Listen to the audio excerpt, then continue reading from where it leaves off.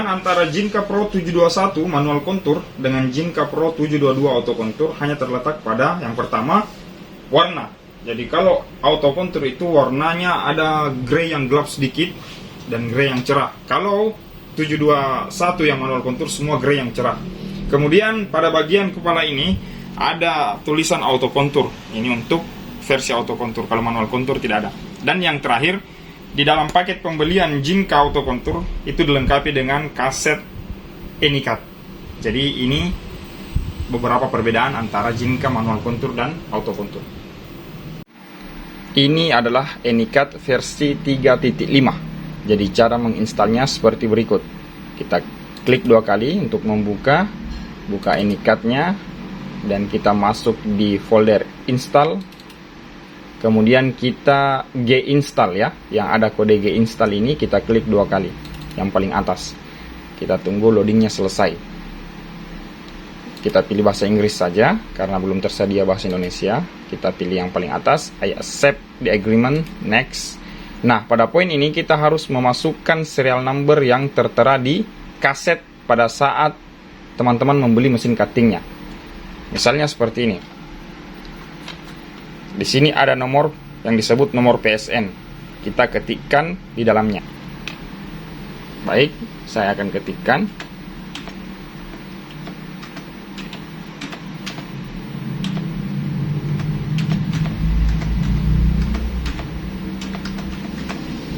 Kemudian kita klik next. Kemudian sekali lagi yang paling atas I accept the agreement. Kemudian next, dan kita klik next lagi, next lagi, next lagi, dan next saja.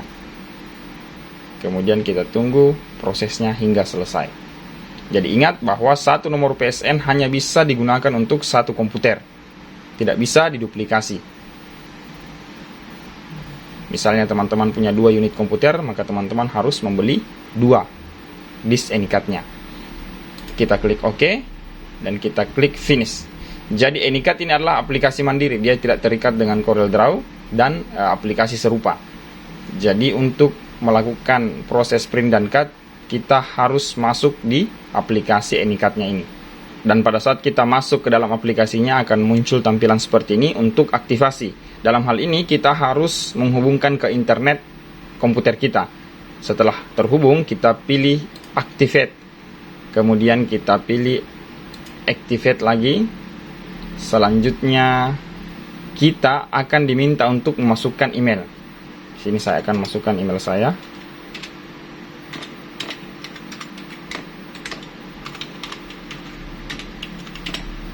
Kemudian OK. Setelah itu dimasukkan ulang lagi.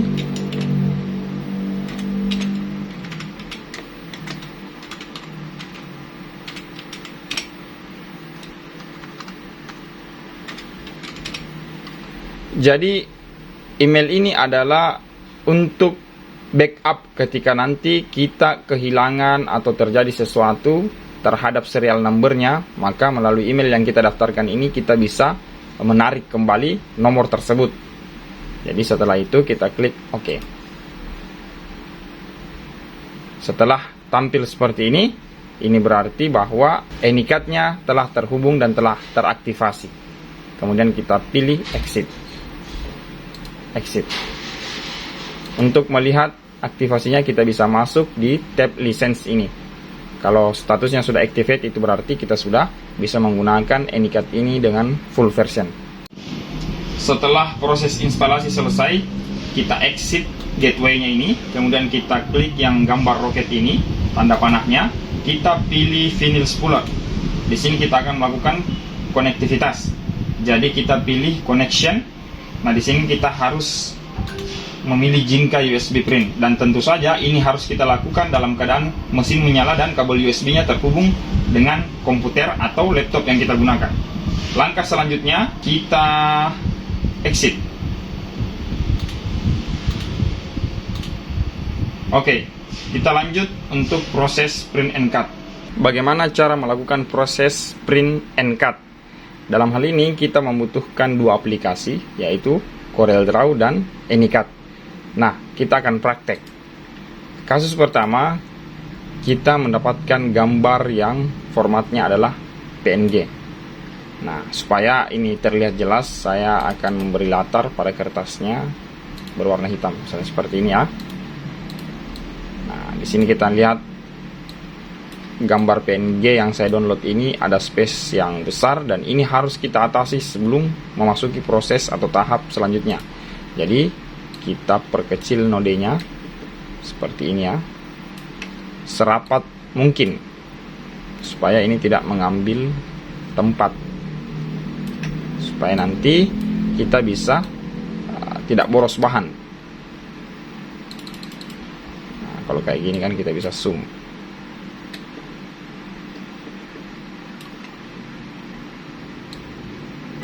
Oke, bagian atas. Nah, seperti ini. Kemudian kita tentukan ukurannya. Misalnya kita mau ukurannya ini 8 kali 8 cm ya kan. Dan idealnya secara proporsi dia terbentuk 8 kali 7,6. Nah, poin yang penting di sini adalah medan kertas yang kita gunakan, dimensi ukurannya itu berapa. Contoh, saya menggunakan kertas yang ukurannya 32 kali 48. Kalau kita ingin menyusun file, maka kita tidak boleh menggunakan kertas sesuai dengan ukuran aslinya. Kita harus memperkecil. Kenapa? Karena nanti akan ada kotak register, yang mana register ini nanti akan mengambil space lagi. Jadi kalau kita menggunakan ukuran kertas 32 kali 48 sebagai acuan untuk mengatur desain, maka otomatis nanti akan offside, atau ukuran desain menjadi lebih besar dibanding ukuran kertas. Itulah sebabnya pada saat menyusun desain kita harus mengganti ukuran kertas itu lebih kecil. 3248 ini adalah ukuran A3+. Jadi kalau misalkan saya mau menyusun desain, maka saya menggunakan A3 saja. Nah, kalau misalnya teman-teman mendesain menggunakan ukuran A4, jadi caranya kita perkecil sekitar 4 cm. Jadi atas bawahnya kita perkecil 4 cm. Misalnya tadi 32 kali 48, 32 kurang 4 yaitu 28. Kemudian 48-nya menjadi 48 kurang 4 berarti 44. Nah, dalam hal ini saya menggunakan kertas A3 untuk mengatur posisi desainnya. Taruhlah ini, saya membutuhkan full untuk ukuran A3 logo tersebut. Maka saya dapati hanya bisa sebanyak ini saja. Ya, kita grup, kita letakkan ke tengah ya. Kurang lebih seperti ini cara menyusun filenya. Jadi ada 15 gambar dalam satu lembar A3. Kemudian kita ekspor keseluruhan gambar ini dalam format PNG. Nah, dalam format PNG kita kasih nama misalnya MU1. Kita ganti formatnya menjadi PNG. Kemudian kita ekspor, kita jangan lupa selected only, kemudian kita ekspor. Tentu saja pada saat kita mengekspor ke PNG itu hanya ada pilihan RGB ya, kita tidak bisa ganti jadi CMYK. Kita klik OK dan selesailah urusan kita di CorelDRAW. Maka kita lihat filenya, inilah file yang tadi kita sudah ekspor. Selanjutnya kita masuk ke program Anycut, kemudian kita bikin lembar baru. Cukup tekan Ctrl N pada keyboard, lalu kita atur ukuran kertasnya. Misalnya kita ganti dulu ini jadi cm. Tadi saya menggunakan 32 kali 48 ya. Baru kita drag file PNG yang tadi sudah kita ekspor ke dalam Anycut. Nah, tampilannya akan seperti ini. Kita arahkan saja ke tengah-tengah atas gitu kan, baru kita klik. Setelah itu kita masuk ke tahap membuat pola dan registernya. Kita pilih gambar apel ini, kita pilih yang paling atas atau kita sebut apel 1. Setelah muncul tampilan seperti ini, kita klik yes, dan tampilan seperti ini lagi muncul. Sebelum kita trace, sebelum kita baca polanya, perhatikan di sini ada kotak keep holes. Apa sih fungsi keep holes ini? Kalau kita centang, maka nanti scan sampai ke bagian dalamnya. Jadi polanya akan terbaca sampai ke bagian dalamnya. Kalau kita tidak centang, yang dibaca itu hanya bagian luarnya saja. Oke, karena kita mau membaca pola bagian dalam, maka kita klik keep holes ini, kita centang dan kita masuk ke langkah selanjutnya, yaitu kita trace. Dan ini adalah proses membaca pola. Nah, kita lihat perbedaannya. Kalau saya tidak centang keep holes, maka bagian luar saja yang terbaca polanya. Kalau kita centang, bagian dalam juga ikut terbaca. Dan harus dipastikan ini file yang berbentuk PNG ya. Kalau JPEG itu akan kesulitan kecuali kalau bagian dalamnya itu berwarna putih. Nah, setelah ini kita langsung ke apply. Di sini akan muncul kotak dialog seperti ini. Ini kalau tidak muncul secara full seperti itu, kita bisa perkecil dan geser. Nah, seperti ini. Baik, di sini saya menggunakan minus 0,03. Jadi pengaturan awalnya adalah 0. Seperti ini. Ini adalah jenis contour cut-nya. Jadi ada 3 jenis contour cut. Kalau kita menggunakan angka 0, maka dia disebut contour pas, ya. Jadi dia pas karena kita menggunakan angka 0. Kalau kita menggunakan angka plus, maka dia kontur luar. Ini contoh 0 ya, kontur pas sesuai dengan pola PNG-nya. Kalau kita tambah menjadi plus kan, maka dia menjadi kontur luar. Jadi di atas gambar akan terpotong. Kalau kita pakai angka minus, maka dia menjadi kontur dalam. Nah, yang mana yang harus kita gunakan? Kalau saya sendiri, saya selalu menggunakan yang kontur dalam. Itu untuk meminimalisir bagian putih yang ada pada stiker supaya nanti tidak muncul pada saat di cutting. Nah, untuk angkanya saya selama ini menggunakan minus 0,03. Kemudian kita enter. Baik, seperti ini. Jadi, ini adalah pengaturan yang selalu saya gunakan. Setelah ini selesai, maka kita klik accept. Kita masuk ke Apple 2 tanpa mengklik luar ya, tetap kita biarkan seperti semula tadi. Kita masuk ke Apple 2. Ini untuk membuatkan register. Di sini ada poin penting yang teman-teman harus perhatikan. Kita menggunakan angka 8 mili di sini ya. Kita perkecil. Ini adalah jarak registernya. Nah, ini kita bisa lihat. Dia akan offside kalau kita menggunakan jarak sejauh ini. Di sini 20,5 mm. Kita perkecil hingga 8. Jadi kita menggunakan angka 8 di sini. Enter. Nah, inilah angka yang ideal untuk memasang register. Jadi ini tidak usah di otak-atik. Kita pilih 8 mm. Langkah selanjutnya kita pilih save as image. Jadi di sini ada option. Kita bisa ganti jadi highest atau 100%. Kemudian ada 2 format. Kita bisa bandingkan nanti mana yang lebih bagus. Jadi kita pilih save untuk RGB yang pertama. Dan kita pilih save image. Ini kita yes saja.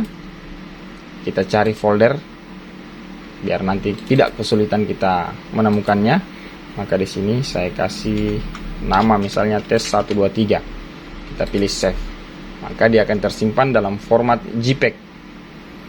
Nah, kita bisa lihat tanpa mengeluarkan ya aplikasi Anycut. Inilah tes 123 yang tadi kita buat. Jadi tahapannya adalah ini gambar PNG yang kita download, kemudian kita susun ke CorelDRAW dan kita ekspor lagi menjadi PNG, kemudian kita masukkan ke Anycut untuk membuatkan pola dan register. Nah, tahap selanjutnya register inilah yang kemudian kita drag lagi ke CorelDRAW untuk kemudian kita cetak. Misalnya kalau teman-teman mau di lembar baru, kemudian ganti ukuran kertasnya. Misalnya tadi kita menggunakan 32x48. Dan inilah file yang akan kita print. Jadi kita bisa print di printer kita sendiri atau kita bisa print di tempat lain. Misalnya kalau kita belum memiliki printernya. Caranya gimana? Kita save ini dalam bentuk CorelDRAW, lalu kita kirim kepada teman atau vendor yang kita mau tempati buat mencetak file ini. Atau kalau kita punya printer sendiri, ini tinggal kita cetak saja. Jadi digeser ke atas sedikit. Kemudian kita kasih space di sini untuk jepitan di mesin cutting nanti. Ya, kurang lebih sekitar 5 cm. Kalau teman-teman bertanya, kenapa kita tidak buat full di sini? Kalau kita buat full sampai ke bawah, nanti jepitan buat kaki-kaki di mesin itu tidak ada, sehingga nanti kertasnya akan jatuh. Nah, untuk mengantisipasi itu bisa diakali. Cuman kita akan kerepotan. Misalnya apa? Kita harus melakban kertas sepanjang 5 cm kurang lebih di sini untuk menjadi kaki-kakinya. Ya, kita akan repot karena waktu akan menjadi lebih lama, tapi pelanggan diuntungkan karena kita bisa memuat sampai 18 kalau file yang ini. Jadi di sini saya mencetak gambar yang sudah didesain itu pada vendor percetakan. Jadi saya hanya mengcopy filenya ke flash disk, lalu saya berikan ke vendor percetakan, kemudian vendor percetakan yang ngeprint stikernya nanti. Jadi kita sengaja kasih space di bagian bawah untuk kaki-kaki pada saat mengcutting. Kecuali kita mau buat dia full seperti ini, maka kita harus kasih tambahan kaki-kaki seperti ini. Itu sebagai pijakannya nanti supaya bahannya tidak jatuh. Dan ini adalah proses print stikernya.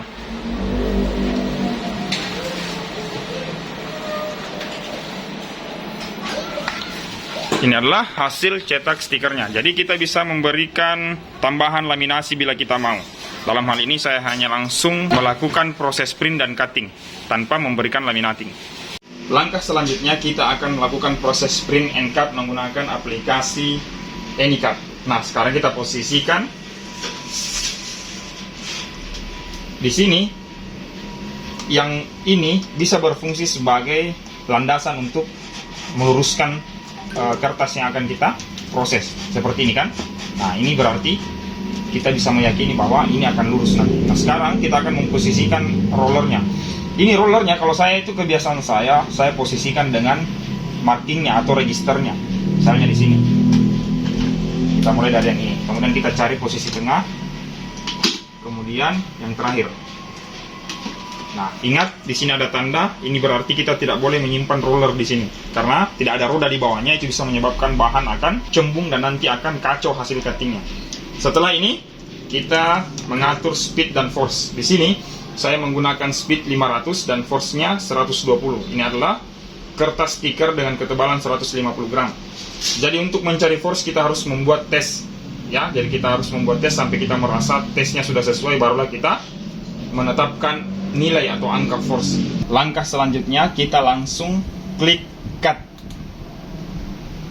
Dan di sini muncul sebuah gambar yang menunjukkan kepada kita bahwa kita mesti meletakkan pisaunya ini pada posisi ini. Jadi di sini kita menggunakan insting. Nah, itu posisinya ada di sini. Seperti gambaran yang ini, itu posisinya ada di sini. Ini merupakan marking yang nomor 1. Jadi ini 1, 2, 3, 4. 1, 2, 3, 4. Sekarang kita letakkan kira-kira di sekitar sini. Jadi ini insting saja. Sesuai dengan petunjuk yang ada di gambar tadi, kira-kira seperti ini. Dan kemudian jangan lupa untuk menekan origin supaya kita kembali ke posisi standby. Setelah kita mengatur posisi pisaunya di marking 1, maka kita tinggal mengklik next. Dan inilah kelebihan dari auto contour, karena dia akan secara otomatis mencari marking kedua, 3, dan 4. Itulah sebabnya dia disebut sebagai auto contour. Berbeda dengan manual contour, kita harus menginput setiap marking satu persatu, dan itu akan memakan waktu yang lebih lama. Dan setelah selesai dia akan langsung meng-cutting.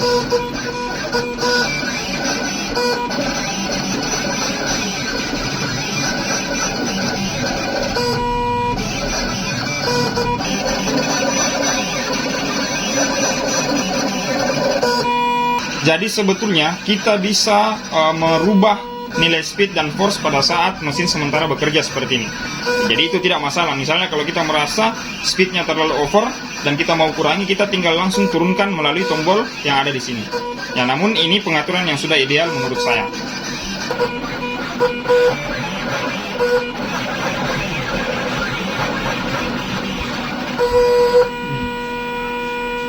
Jadi kurang lebih hanya sekitar 2 menit untuk menyelesaikan satu lembar ukuran A3 Plus seperti ini. Sekarang kita akan coba kuliti. Karena tadi kita memilih keep holes, maka pasti bagian dalamnya itu ikut terkat seperti ini. Jadi untuk melepas bagian-bagian yang kita mau ini, kita bisa putar-putar arahnya. Ya, apakah tadi kita putar seperti ini, putar seperti ini, itu kita bisa mencari bagian yang cuttingannya baik, karena proses mesin cutting itu jarumnya berputar, jadi tidak tetap pada satu arah. Jadi jarumnya berputar sehingga pasti ada bagian yang kedalamannya itu nanti akan berbeda. Misalnya seperti ini, kalau bagian sini dia kurang, bisa kita tekan dengan cara seperti ini, atau bisa juga kita tarik pada sisi bawahnya.